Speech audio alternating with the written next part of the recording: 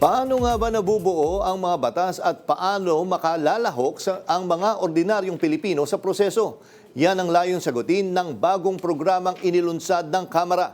Mula sa Etiague, Isabela, may umaarangkadang balita si Mari Ocampo. Mari.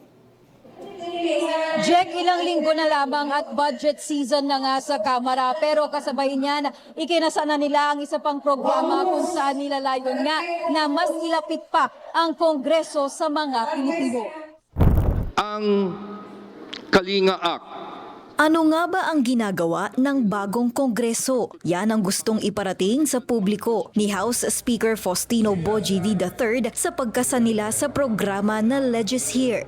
Isang nationwide public consultation kasama ang iba't ibang sektor sa Pilipinas na target makatulong para sa pagbuo ng mas epektibong batas sa Kongreso. Maririnig natin kung ano pa yung mahalaga na kailangan talakayin natin.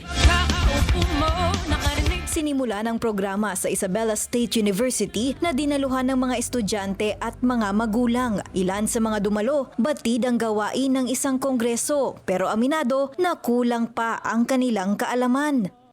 Punta ako dito para malaman kung paano namin gagawin na mahalaga pala ang may alam.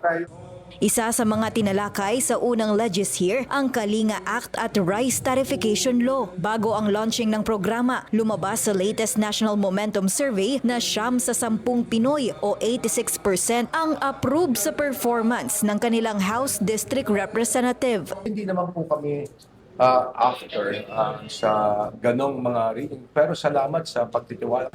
Sa gitna ng mga maraming agenda ng Kamara, mataas ang kumpiyansa ni House Secretary General Sheloy Garafil na hindi magkukulang ang Kamara at ang mga kongresista sa kanilang tungkulin.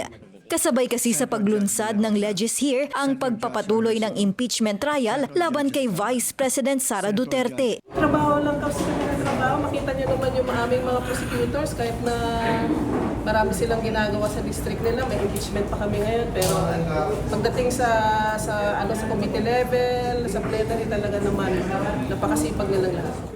Sa susunod na buwan, sisimulan na rin ng Kamara ang talakayan para sa National Expenditure Budget. Nakita naman natin kung maayos naman at nakita natin na merong reforma at nakita po natin na may transparency. Sa tingin ko, lalo pa natin bibigyan ng mas mga mahalagang mga security measures to make sure na yung ating ipapasang 2027 ay talagang maayos ito. Matatandaan na nabuo ang Budget Amendments Review Subcommittee na kinabibilangan ng mga public at civil organizations matapos buwagin ang Small Subcommittee kung saan huling dumadaan ang budget bago ito isa publiko. Jack, marami mang nangyayari at mangyayari pa sa Kamara. Plano nga rin ni Speaker Dina dalhin itong Legis Here nga sa Dumaguete, sa Visayas at Butuan sa Mindanao. Jack? Maraming salamat, Mari Ocampo.